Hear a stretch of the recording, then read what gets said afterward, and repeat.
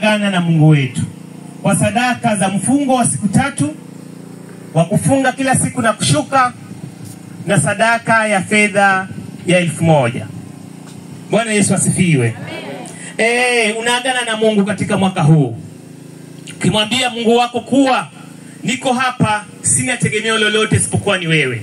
Ni wewe Baba ukanilinde, ni wewe Baba ukanitetee, ni wewe Baba ukanifanikishe. Kila mipango ambayo imepangwa na yule muovu, Baba pigana kwa ajili yangu. Amen. Bwana Yesu asifiwe. Amen. Wale wa dunia hufanya matambiko yao wakianza mwaka. Wengine huenda kwenye mizuka, wengine wakafukiza mafingo yao. Lakini sisi ambao tunaitwa kwa jina lake, basi tumefika katika madhabahu ya Bwana tukimwambia kuwa hatuwezi kuanza mwaka huu bila wewe. Na katika agano lolote huwa huendi mkono kitupu. Kila agano lolote linahusika sacrifice. Wakati ule wa kwanza Mungu akawa anabunisha taifa lake teule la Israeli, akalibunisha likiwa katika hali ya utumwa kule Misri. Akawaambia kuwa nitatuma malaika wa kifo juu ya Misri kwa yale ambayo nimemwambia Farao na amekataa. Lakini nyinyi wana Israeli, naomba kila nyumba ikajitolee mwana kondoo, ikapata kuchinja, itayarishe usiku ule, na ile damu ya mwana kondoo ikapakwa katika mwimo ya milango, ili ile malaika wa uharibifu akipita, akiona ile alama ya damu ya mwana kondoo atapita juu, pass over, na ule uharibifu ambao nimepanga hautawafika, ambao Mungu wakati ule alikuwa amepanga kuua kila mzaliwa wa kwanza wa wana wa Misri pamoja na wanyama wao. Akawaambia, wanangu wale ambao ni wateule ambao wanaitwa kwa jina langu, basi kapate kufanya hivi, nami Mungu nitaleta ulinzi juu ya nyumba zote zile ambazo zitakuwa zimepakwa damu ile ya mwana kondoo. Kwa hivyo sacrifice yao ikawa ni mwana kondoo asiyekuwa na mawaa, na kula mikate na mboga ambazo ziko chungu, na mikate sio kiachacho.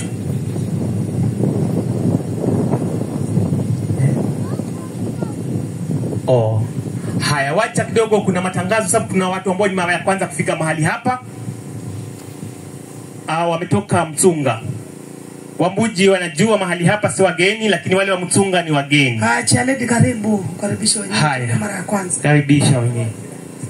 Bwana Yesu asifiwe. Wageni wetu na wakaribisha katika kanisa ya Dodoma.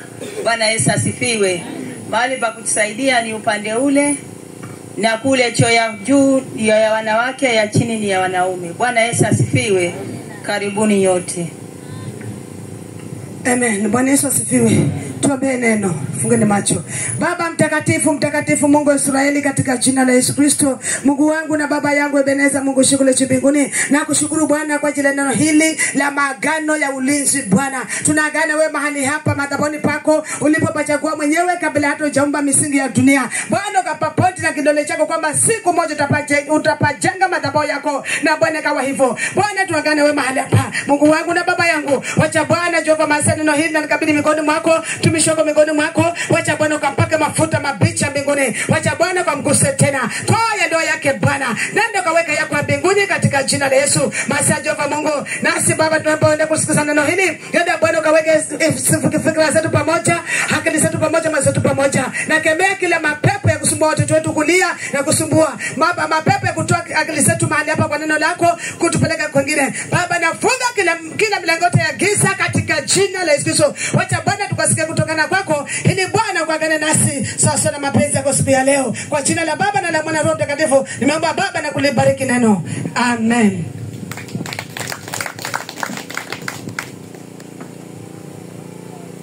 Bwana Yesu asifiwe.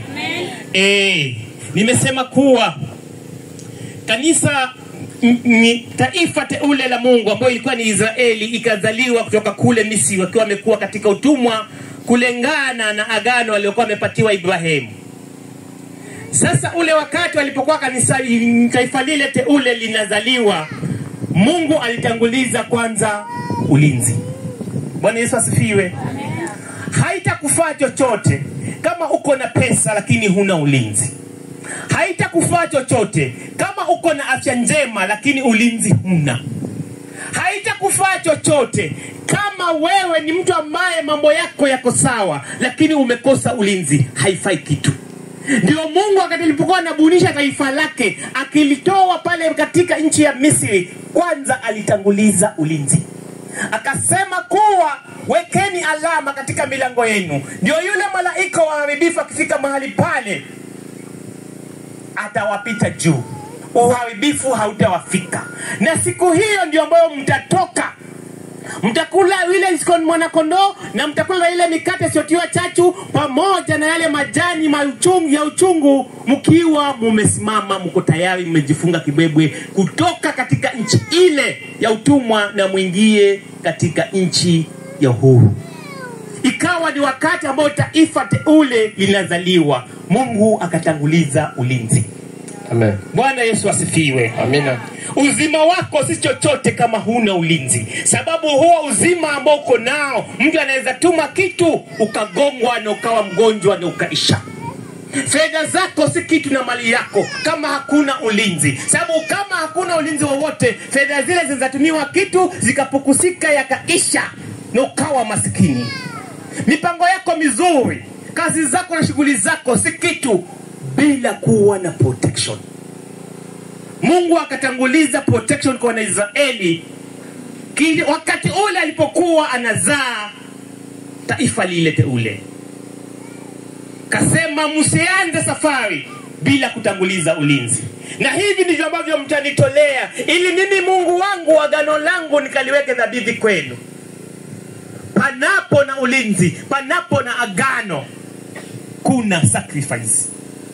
Kuna kile ambacho utatoa ambacho kitakuwa kimetoka kwako na hali ya ugumu, ili Mungu akapate kukanyaga katika sacrifice ile, katika matoleo yale, ndio akapate kukamilisha lile agano.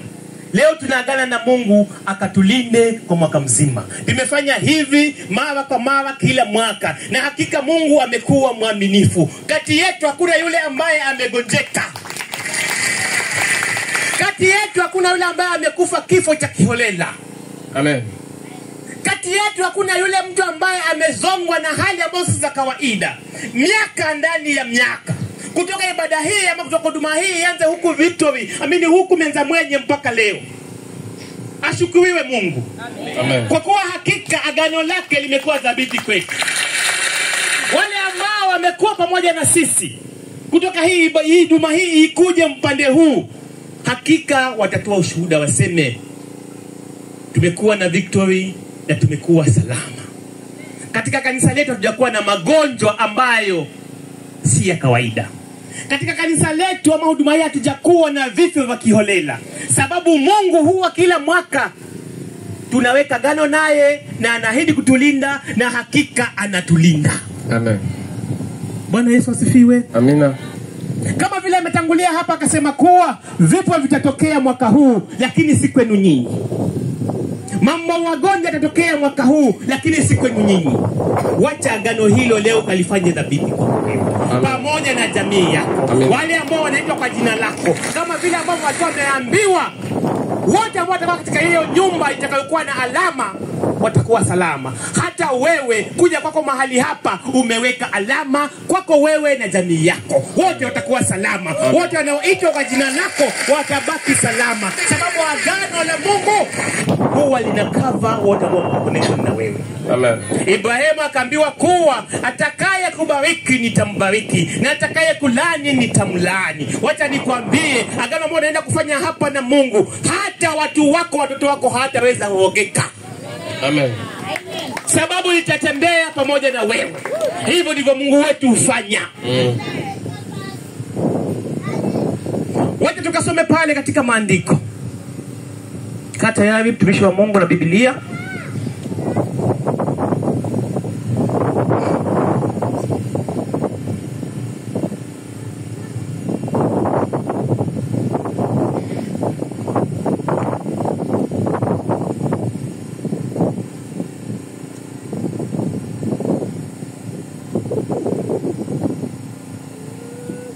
Naomba unisomee pale.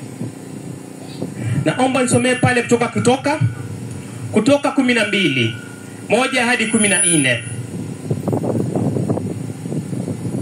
Kutoka 12 ni pale ambapo Musa anafanya misingi, Mungu akimwagiza aende kuagiza wana Israeli wakafanye ile ibada ambayo ilikuwa ni ya Pasaka, ambayo wengine wanasema ni Passover, lakini ile kiukweli ilikuwa ni ibada ya kuweka ulinzi dhidi ya taifa lake ambao alikuwa anaanza kulizaa. Hapa akampatia Musa masharti, akampatia maagizo, akamwambia kawaambie nifanyie hivi, nami nitaweka ulinzi juu yao kama wanangu wateule. Tutasomea pale Kutoka 12 1 hadi 14. Kutoka 12, yule ambaye yuko na Biblia unaweza ukafungua Kutoka, ambao kuna kizungu ni Exodus. Kutoka 12 1 hadi 14. Hapa tutatumia la Kiswahili, lakini unaweza jisomea la kizungu kama uko nalo. Nitasoma. Haya. Bwana akanena na Musa na Haruni katika nchi ya Misri, kamwambia, mwezi huu utakuwa mwanzo wa miezi kwenu, utakuwa ni mwezi wa kwanza wa mwaka kwenu. Semeni na mkutano wote wa Israeli, mkawaambie, siku ya 10 ya mwezi, mkawaambie siku ya 10 ya mwezi huu kila mtu atatoa mwana-kondoo kwa hesabu ya nyumba ya baba zao, mwana-kondoo kwa watu wa nyumba moja, na ikiwa watu wa nyumba ni wachache kwa mwana-kondoo, basi yeye na jirani yake aliye karibu na nyumba yake na watwae mwana-kondoo mmoja, kwa kadri ya hesabu ya watu, kwa kadri ya ulaji wa kila mtu. Ndivyo mtakavyofanya hesabu yenu kwa yule mwana-kondoo. Mwana-kondoo wenu atakuwa hana ila, mume wa mwaka mmoja. Mtamtoa katika kondoo au katika mbuzi, nanyi mtamweka hata siku ya 14 ya mwezi ule ule, na kusanyiko lote la mkutano wa Israeli watamchinja jioni. Nao watatoa baadhi ya damu yake na kuitia katika mimo miwili na katika kizingiti cha juu katika zile nyumba watakazo mla. Watakula nyama yake usiku ule ule, imeokwa motoni pamoja na mkate usiotiwa chachu, tena moja na mboga zenye uchungu.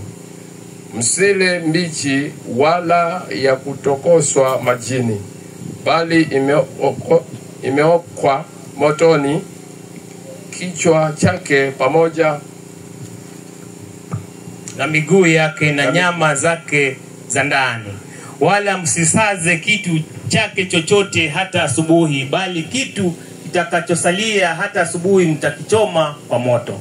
Tena mtamula hivi, mtakuwa mmefungwa viuno vyenu, mmevaa viatu vyenu miguuni na fimbo zenu mikononi mwenu, nanyi mtamula kwa haraka. Ni Pasaka ya Bwana. Maana nitapita kati ya nchi ya Misri usiku huo, nami nitawapiga wazaliwa wa kwanza wote katika nchi ya Misri, wa wanadamu na wanyama, nami nitafanya hukumu juu ya miungu yote ya Misri. Mimi ndimi Bwana. Na ile damu itakuwa ishara kwenu katika zile nyumba mtakazo kuwemo, nanyi mtapoiona ile damu itapita juu yenu, isiwapate pigo lolote likawaharibu nitakapopiga nchi ya Misri.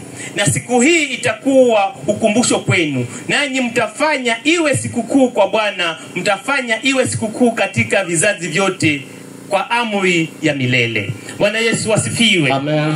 Hapo ni Mungu anabunisha taifa lake. Anasema nitawatoa, na nitawatoa kwa mkono wenye nguvu, lakini kwanza nitawatoa kama nimepiga maadui wenu. Nitawazaa taifa hili kama maadui wenu nimewasambaratisha. Nitatuma uharibifu, lakini kwa sababu nyinyi ni wangu, wekeni alama hizi katika milango yenu kwa gharama hii, mkiwa mmefanya hivi na hivi, na uharibifu ule hautawapata.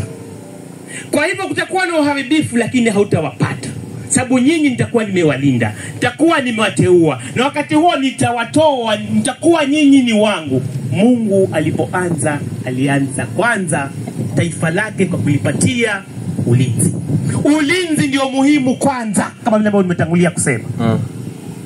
Chochote kuendelea lazima kuwe na ulinzi. Wakapewa ulinzi wana Israeli, ndio wakaanza kutoka katika nchi ya Misri wakiwa wako na Mungu. Na Mungu akasema hii ndio itakuwa mwanzo wenu. Nimewapatia kalenda. Kila muda kama huu, wakati kama huu, siku ya 14 mtakuwa mnafanya hivi kama ukumbusho vizazi na vizazi. Na mimi Mungu nitakuwa niko pamoja na nyinyi. Mtakuwa mnarenew. Bwana Yesu asifiwe. Amina. Haya, kutoka pale sasa wakatoka. Mwaka uliofuatia vilikuwaje? Naomba nisomee pale, sababu walibidi waregelee tena. Pale walifanya hivyo, wakatolewa na mahadui, wakapigwa. Mwaka wa pili akawa wameambiwa kwa wafanye hivyo kila mwaka, sababu watakuwa wanafanya upya agano la ulinzi kwao. Some hapo 13. Numbers 9:1 hadi 5. Hesabu 9:1 hadi 5.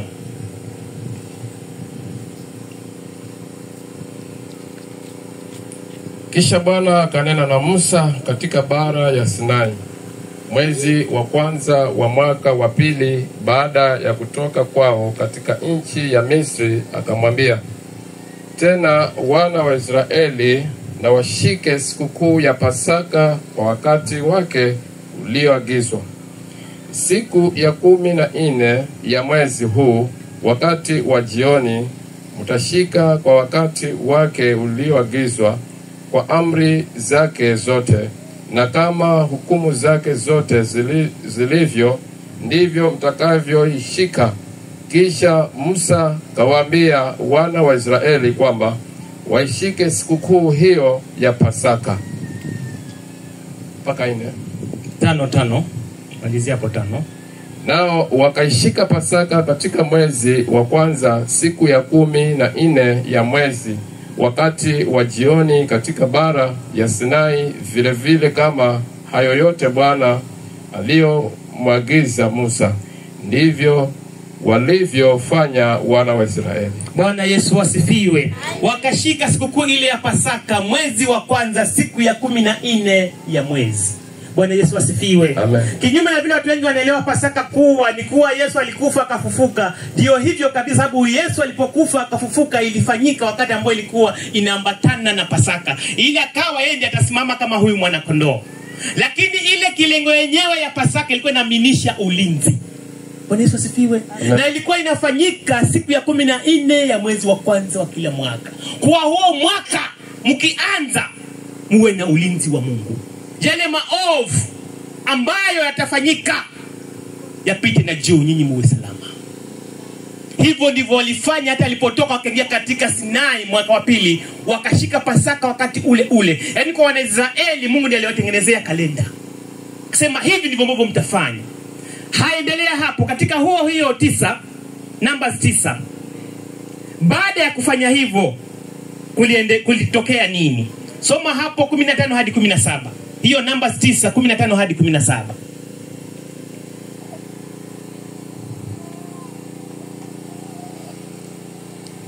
15 hadi 17. Hiyo tu mlango huo Numbers. Na siku hiyo hiyo siku ambao walifanya hiyo, sasa wakachinja wakaweka katika milango yao, lakini sasa hawako Misri, wako katika Sinai, wametoka Misri mwaka wa pili. Na siku hiyo maskani iliposimamishwa, lile wingu likaifunika maskani. Hiyo ni 15. Yani hema ya kukutania, wakati wa jioni, likawa juu ya maskani mfano wa moto. Hata asubuhi ndivyo ilivyokuwa siku zote, lile wingu lililofunika kwa mfano wa moto usiku. Na kila lilipoinuliwa lile wingu juu ya ile hema, ndipo wana wa Israeli waliposafiri, na mahali lilipokaa lile wingu, ndipo wana wa Israeli walipopiga kambi. Bwana Yesu asifiwe. Amina. Baada ya kufanya vile ambavyo alikuwa Musa amewaagiza wafanye, mwaka wa pili Mungu akashusha uwepo wake katika mahali ambapo walikuwa wakikusanyana kwa ibada, mahali pa kukutania, na lile wingu likawa linawafunika. Wakati wa mchana likiwa linaleta kivuli, na wakati wa usiku ikawa nguzo ya moto. Yani Wanaisraeli walipofanya lile agano kwa mwaka wa pili, walitembea na Mungu, mchana akiwafunika kama wingu na kuleta kivuli, na usiku kuwaka kama nguzo la moto kuwamulikia. Hata wewe siku ya leo ukienda kufanya agano la ulinzi na Mungu wako mahali hapa, uwepo wa Mungu utakuwa pamoja na wewe. Amen. Usiku na mchana hautakuwa peke yako. Amen. Mchana atakuwa anakufunika na usiku linakumulikia. Amen. Kwa hivyo utakuwa na ulinzi. Sadaka yako ya leo ambayo ni ya kujiteketeza kwa kufunga siku 3, naamini wengi mmefunga, ama goni gangonji yangu Funga. Mwasini mzifunga takala kamfungiwe. Haya, wale ambao basi walitii kama vile ambavyo walikuwa wameagizwa na wakafunga hizo siku 3, na uko na sadaka yako ya fedha, huyo ndiye mwana kondoo wako, hiyo ndiyo mikate yako ya chachu, na hiyo ndiyo mboga zile za uchungu. Nenda leo kanene na Mungu, mwambie Bwana, sadaka zangu ni hizi, za mimi mwenyewe kujiteketeza na za fedha. Nataka Bwana huu mwaka huu niende na wewe. Kama vile ulivyoshuka ukafunika Wanaisraeli siku ya 14 mwanzo wa mwaka pale katika Mount Sinai, basi viwe hivyo kwangu. Siwezi kusonga mwaka huu bila ulinzi wako. Uzima huu ambao niko nao, kama sitakuwa na ulinzi, mwisho nitakuwa mgonjwa. Fedha hizi zinamaliza ambazo umenibariki nazo, kama Baba hautaleta ulinzi, zitapukusika, zitaliwa na mchwa. Mipango hii ambayo niko nayo haitafanikiwa bila wewe Mungu kuleta ulinzi na kunifanikisha. Amen.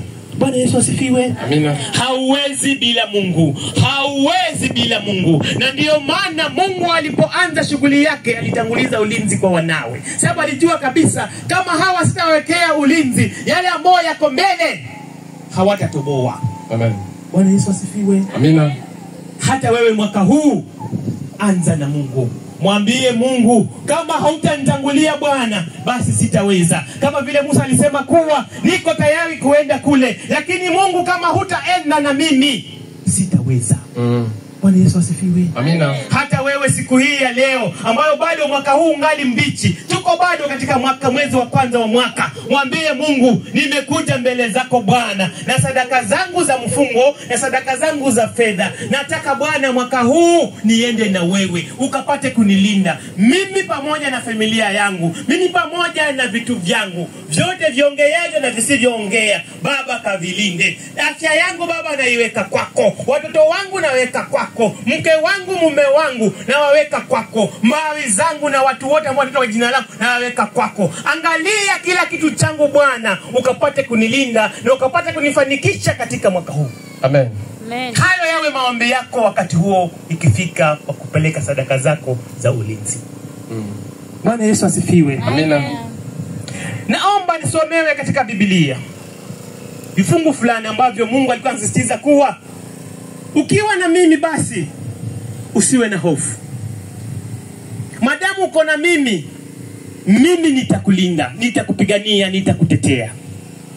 Kaa tayari na kunisomea mtumishi wa Mungu, tutasaidiana hapo. Hapa Ni wakati Wanaisraeli walikuwa kwenye utumwa kule Babiloni. Na ikawa imefika wakati wakombolewe, watolewe. Wakainuliwa mfalme ambaye alipingana na ile falme ya Babiloni mpaka kaishinda na akaachilia Wanaisraeli huru, ambaye alikuwa anaitwa Cyrus kwa Kizungu, lakini kwa Kiswahili anaitwa Koreshi. Sasa Cyrus alikuwa ameteuliwa na Mungu, lakini alikuwa hajajitambua vema, alikuwa ana wasiwasi. Hapa Mungu akashuka katika nabii akamwambia kuwa mwambieni mtumishi wangu nimemshika na mkono wa kuume wenye nguvu, na mbele zake kila aina yote ya pingamizi, malango ya shaba nitayavunja, minyororo na vizuizi vyote nitavilegeza. Nitalegeza hata viuno vya wapinzani wake, wale wafalme wenye nguvu nitalegeza viuno vyao. Bwana Yesu asifiwe. Amina. Wacha niwaambie, nguvu za mwanadamu ziko kwenye kiuno. Ukivunjwa kiuno, hidi Mungu apigana kondo. Alipe Yesu. Amina. Mulungu namba atu ambao anakuyuga, ambao ni afalme, ba kwamba anakuiko uwe. Nindakwenda nikagobole viuno. Hivyo ndivyo niliambiwa Koreshi. Na Mungu akikopeswa kiuno, gata anataka limpiga ngumi kidma kujesa. Hivyo ndivyo Mungu hufanya.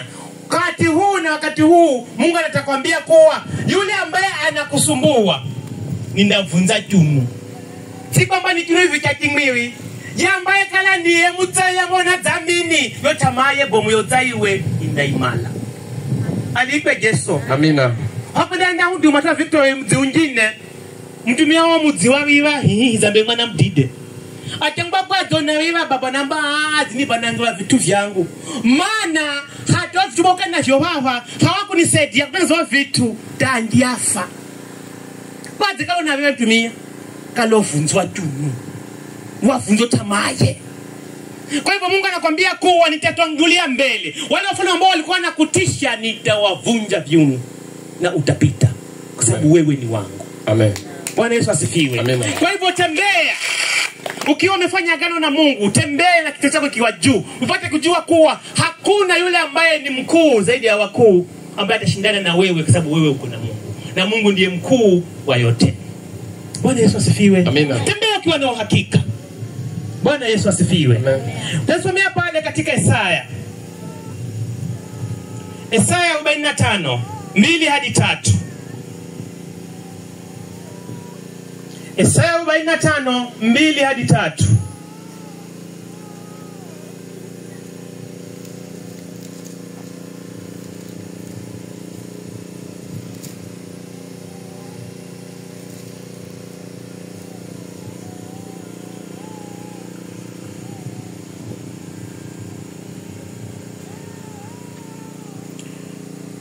Haya, wacha nikusaidie. Isaya 45. Nitaanza hapo 1 hadi 3. Haya ndiyo Bwana alimwambia Koreshi masihi wake, ambaye nimemshika mkono wake wa kuume ili kutisha mataifa mbele yake. Name nitalegeza viuno vya wafalme ili kufungua milango mbele yake, hata malango hayatafungwa. Nitakwenda mbele yake na nitapasawazisha mahali palipo pauzika, na nitavunja vipande vipande milango ya shaba, na nitakatakata mapingo ya chuma. Nami nitakupa hazina za gizani na mali zilizofichwa za mahali pasiri, upate kujua ya kuwa mimi ni Bwana nikuitaye kwa jina langu, naam, Mungu wa Israeli. Bwana Yesu asifiwe. Hiyo ilikuwa ni ahadi anapatiwa Koreshi, ambaye alikuwa ni Cyrus, ambaye alikuwa ni mfalme, ambaye alikuwa amesimama na Mungu akawa amempaka mafuta ili akapate kukomboa taifa lake la Israeli. Akasema hakuna atakaye kupinga, hakuna mfalme ambaye atakuwa na nguvu, sababu mimi nitawavunja kutoka kwa viuno. Na kila aina yote ya vizuizi nitafunga, milango ya shaba nitaikatakata, kila aina yote ya iron gates nitavunja mbele yako, na nitaenda kukubariki. Bwana Yesu asifiwe. Amen. Mungu hata kulinda tu peke yake, lakini mwaka huu atakulinda kutokana na kila aina yote ya upinzani, na atasema atakuwa mbele yako, atakufungulia milango na atakupatia hazina za siri. Amen. Ulinzi utakuwa na maana gani kama huyo ambaye anakulinda hawezi kukubariki? Mungu anasema nitakulinda, nitakutetea na nitakubariki kwa sababu wewe ni wangu. Nimekushika na mkono wa kuume wenye nguvu. Amen. Bwana Yesu asifiwe. Amina. Ukiweka agano lako na Mungu, utakuwa umejiweka in alignment with God. Mungu atakushika na mkono wake wa kuume wenye nguvu. Basi ni kipi ambacho kinaweza kukuzuia mwaka huu kwako? Hakuna. Silaha ya adui ni magonjwa, hayo hayatakuwa na nafasi. Silaha ya adui ni kukupiga na umasikini na ufukara, hayo hayatapata nafasi. Silaha ya adui ni kuleta farakano katika jamii yako, wewe na mumeo ni mumkeo na wewe na watoto na majirani na kila mmoja na mali nzima. Hizo farakano Mungu mwenyewe atazikemea. Amen. Hao ndio wafalme ambao anasema nitatangulia na nitawavunja kutoka kwa viungu. Hawatakusumbua. Juzi na jana walikuwa wakikutisha, lakini sasa hii mimi Mungu mwenyewe nimeinuka, ninapigana na wao. Bwana Yesu asifiwe. Amina. Kwa hivyo uko salama ndani ya Mungu.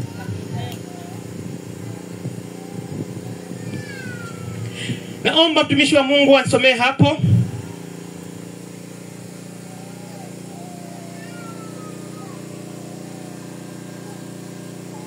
Hapa walikuwa ni Wanaisraeli wakiwa katika jangwa, na akiwa Musa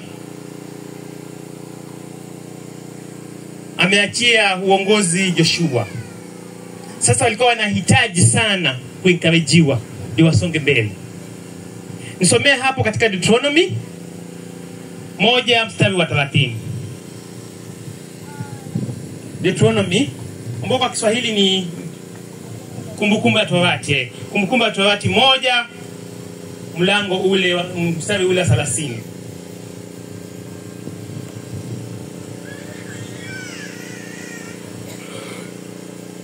Umepata mtumishi? Haya, soma.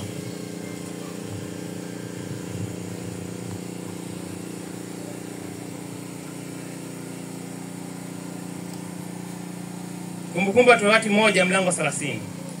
Mstari wa 30. Bwana Mungu wenu anayetangulia mbele yenu ndiye atakaye wapigania kwa mfano wa yote aliyofanya huko Misri mbele ya macho yenu. Bwana Yesu asifiwe. Amina. Hii assurance iliyopatiwa Wanaisraeli, wakahakikishiwa kuwa Mungu wenu atawatangulia na atawapigania. Hiyo assurance hata wewe leo ikaende ukaipate kuipokea. Sababu neno la Mungu lilitumika wakati huo na liko hai mpaka leo. Kasema kuwa Bwana Mungu wenu anayewatangulia mbele yenu ndiye atakaye wapigania kwa mfano wa yote aliyowafanyia huko Misri mbele ya macho yenu wakati mlipokuwa kule nyuma, na akawatetea. Sasa hata madamu mko pamoja na yeye sasa, basi huyo Mungu ambaye mmemkubali na mmemuenzi na mmemtii na mnafanya kulingana na maagizo yake, huyo Mungu atawapigania. Bwana Yesu asifiwe. Amina. Hamtakuwa peke yenu. Vita ambavyo viko mbele yenu si vyenu, sababu nyinyi kama wanadamu hamuviwezi. Lakini Mungu ambao mmemtangulia, ambao mmemwaukia mwaka huu, ambao mmemujia kwa ajili ya ulinzi, hakika atakutetea. Hapo pia katika Deuteronomy, naomba unsomee ile Deuteronomy mlango 20 mstari wa 4.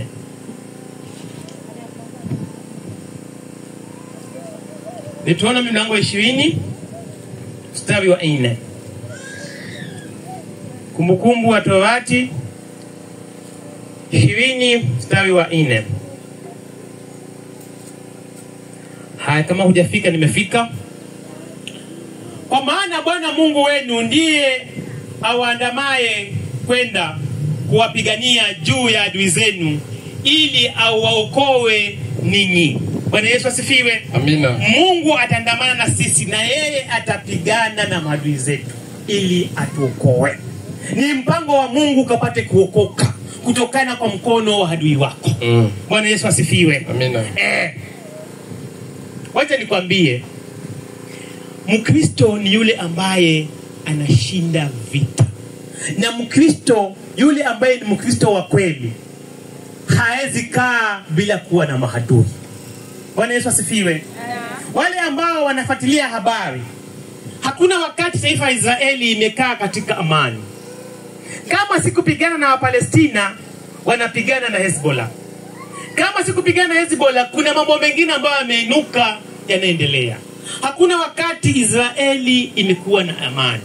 Lakini katika hiyo hali yote, Israeli haijasimama katika kuendelea na kuwa iko superpower mpaka leo. Bwana Yesu asifiwe. Amina. Wacha nikwambie, mwambie Mungu niletee maadui zaidi. Sababu hao maadui ndio ambao wataniimarisha. Ukiona Mkristo kuogopa kuenukiwa, huyo ni Mkristo ambaye hatasonga mahali popote. Bwana Yesu asifiwe. Amina. Wakristo wengi ni wale kusema tatsimanya hata mirani kumaza kula munda wakenda kenda kwa nampimia mtai. Betu wa Mungu kunuhurumia. Kumbe Mungu alikuleta kwa wewe mzee mchawi ndio uwenga ngari. Sababu kisileki kinakuramba. Kwa hivyo kila wakati lazima uwe sawa na Mungu na kila wakati wote kuomba. Bwana Yesu asifiwe. Amina. Mimi husema Mungu niletee maadui zaidi. Sababu katika kuletea maadui zaidi na ukinipa ushindi, nitawakanyaga na nitakuwa juu. Bwana Yesu asifiwe. Amina. Daudi akaambiwa kuwa kaa kando kando mpaka niwafanye maadui wako wawe kikaragozi. Kuonyesha kuwa kama uko na adui mkubwa, ukienda kumfanya kikaragozi, kama wewe adui ni mtu ambaye anajulikana, wewe utakuwa unajulikana zaidi. Bwana Yesu asifiwe. Amina. Ni endi swala ya wakwiti mtumia yule ambaye kana nikago kuzimanyikana. Manyikana. Alipe Yesu. Amina. Ndio maana mimi ndo kana nza maadui atu abomo abomo. Na viacha nguvu vinyewe wanapigana, kasi pigana atu adilo sone vivyo. Bwana Yesu asifiwe. Kondo yangu ya kwanza mimi yakala hivi. Tuma ni kingi, hatusikii wengine. Ndio Watoto wako ni mchanganyiko hapa. Vita vyangu vya kwanza mimi kusimama na mtu tunajibizana, nilikuwa najibizana na mbunge. Bwana Yesu asifiwe. Amen. Na akanambia wewe nitakuona kesho. Utatembea hii Mombasa ukiwa umekona wazimu. Nini ni wazi jamba? Ni hayo moto gani? Nikimwamba kavinda kala kwa jina la Yesu. Amina. Nani baada ya wiki 3 yule mtu ambaye alikuwa hajatoka kanifuata kanambia, "Baya wewe ndakanisamehe hivi wewe." Mheshimiwa namba kuidimikika. Amina. Alipe Yesu. Amen. Sababu nilimwambia kama wewe umetegemea majina kwa Sharifu, sababu hata hapo ndio umeoa, wewe ni mtoto mdogo sana kwangu. Mimi namtegemea Mungu wa juu. Amina. Bwana Yesu asifiwe. Na kama ni mbunge jongonzo hai. Zimuende wakati mjengera dispensary kina koni kezikuiva. Nikimwamba iva, awakala kundave kuweke kotini. Nda Mungu akatsinye, mwalimu akatsinye. Namba ino mabaye hapo zinwe SMS ino nivi, namba ndio jamaa tu engineer. Namba bena akija sana mimi enda mwanda dunga vitu. Ndio wanga hai. Baada yangu zwawe pangwenye zo pesa. Wakakinyatinya kizaji namba. Bae kwa yako wewe kufa wewe bae wewe. Ndio bwana utona ni mheshimiwa. Bwana Yesu asifiwe. Amen. Wacha nikwambie, mimi sipigani na watu wadogo. Napigana hao wakubwa, ni mtu mkubwa. Sasa kiko na mtu anajibujibu, "Tunajua nini wewe sasa wewe nikufanya nini?" Na hanza mtu ambaye wewe tukusana. Bwana Yesu asifiwe. Amen. Hata wewe peleko mahali ambapo kuna wachawi. Kuna muunda utakane mtu ambaye ni kako. Hafa kuhese. Bwana Yesu asifiwe. Amina. Sababu tuko na Mungu mkubwa. Na kama Mungu amesema nitakutangulia, wale ambao wanakutisha nitawavunja viuno. Kwa nini utishike wewe? Baba wewe umesimama na Mungu. Amen. Bwana Yesu asifiwe. Amina. Wengine mnaomba mnasema maadui wangu wafe. Mimi nitasema maadui wasife. Hata Yesu mwenyewe alisema ombea adui wako aishi kwa miaka mingi. Aone vile ambavyo utafaulu. Amen. Wote dinani bomoa. Muwe kabisa mchinje. Kamkata. Akifu unaona tema ukala mshindi.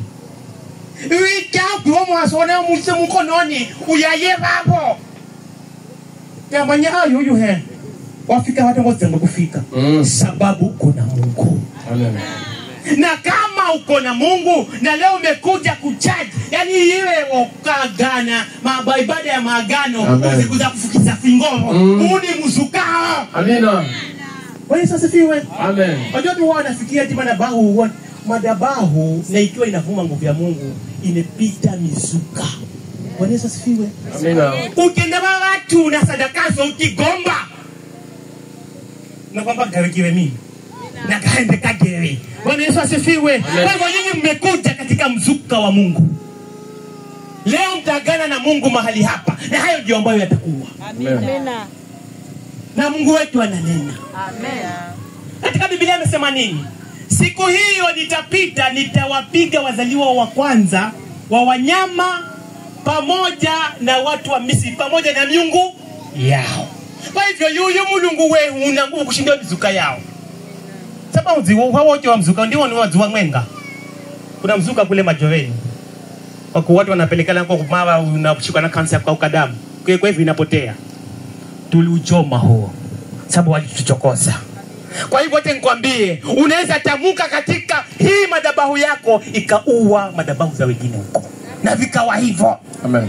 Hujasikia mtu anasema alienda mahali paka kila wakati huwa anaenda kafika hapo, wewe mganga akafukuzwa, akamwambia wewe usije tena hapo, unaharibia vitu vyangu wewe ukija. Wewe unapigana watu ambao hawawezi wewe hivyo vitu vyangu unavileta hapa. Toka hapo sasa kukuona. Anjine akikuidima akikuloga mwaka wangu kwenda kafukuzwa gangao. Andambo kufau ukiza watu vyangu vinafa, unapigana na andiko lako wewe. Kumbe unapigana mtu ambaye unamzuka ubomu ambao ni madhabahu ya Victory ya Mungu mwenye ishie. Amen. Bwana Yesu asifiwe. Poleni kwa wale ambao hawasikii. Sana sana ukiona haimekupita ujue haikuwa yako. Ilikuwa na wenyewe. Bwana Yesu asifiwe. Kwa hivyo Mungu wetu ana nguvu. Mungu wetu ana uweza kushinda ile miungu mingine. Wakaambiwa siku hiyo nitapita, nitawaua wazaliwa wa kwanza wa Misri na mnyonya pamoja na miungu yao. Kwa nini Mungu wako asiwe na nguvu ya kuweza kuua yule Mungu wa mwingine? Huko na uwezo ni wewe mwenyewe umekalia nafasi kwa sababu hujamshika huyu Mungu kiuhakika. Ukimshika katika hali ya ukweli, hakuna madhabahu itakayonena juu ya madhabahu ambayo unaabudu wewe, ambayo ni ya Mungu wa kweli. Amen.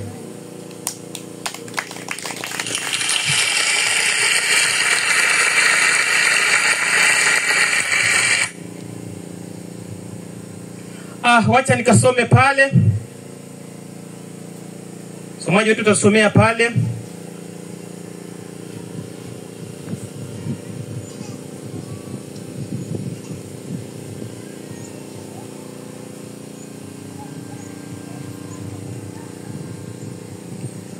Tasoma tu katika Psalms Zaburi 60 11 hadi 12. Zaburi 60 11 hadi 12.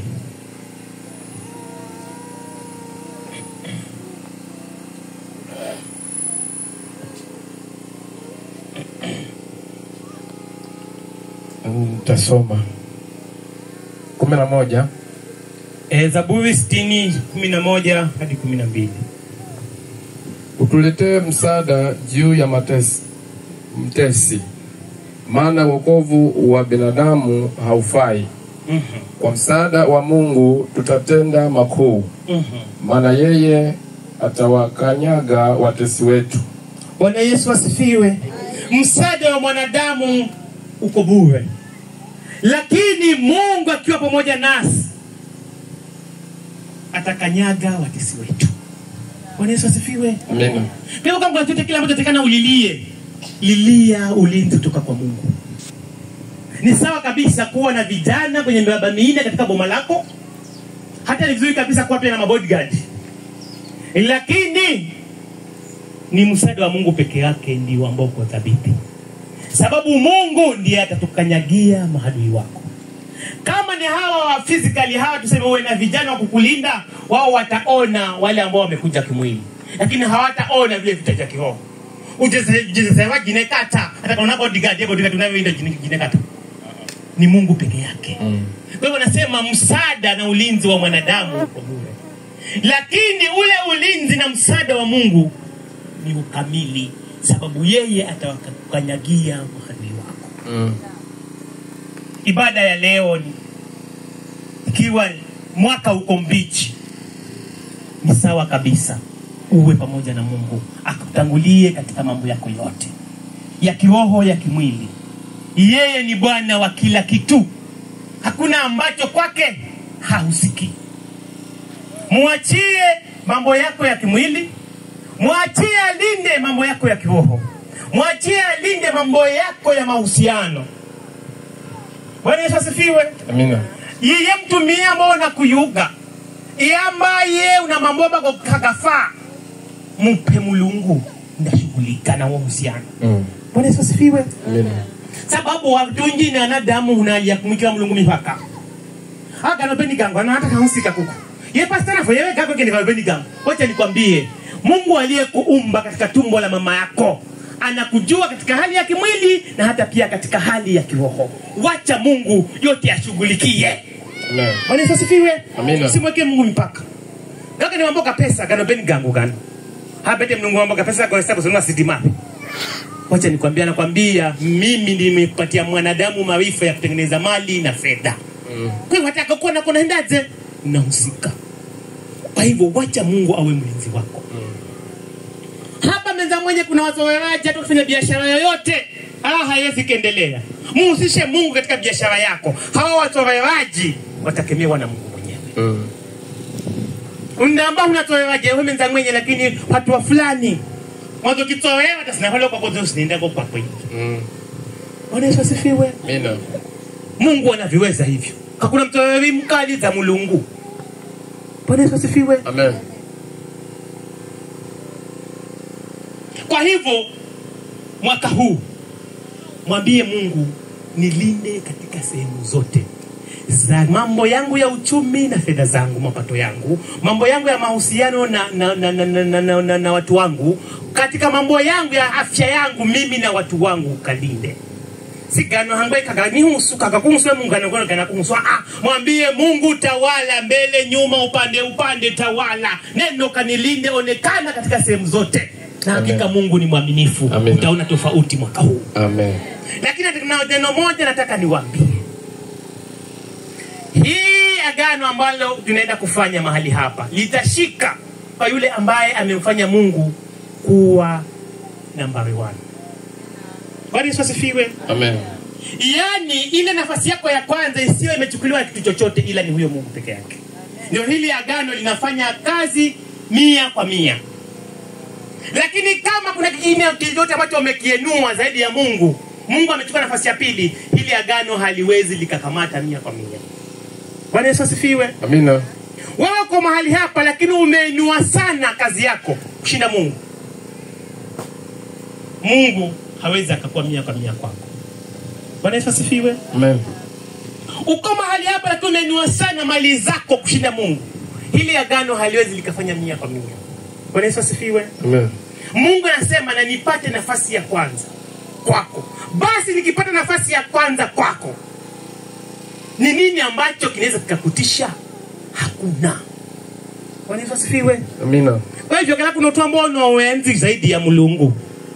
Iwe ni fedha na mali yako, iwe ni watoto wako na mbari zako, iwe ni elimu yako. Basi agano hili Mungu hawezi akachukua 100% kwako.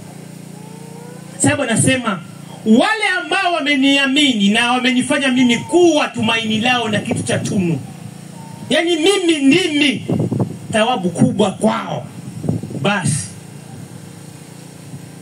wataomba lile watakalo na watapata. Tutakubaliana na yatakuwa hayo. Nisomee hapo katika Hebrews.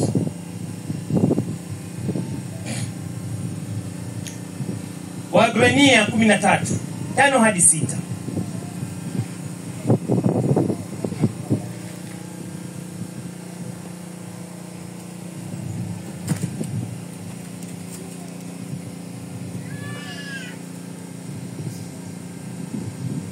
Waebrania 13:5-6.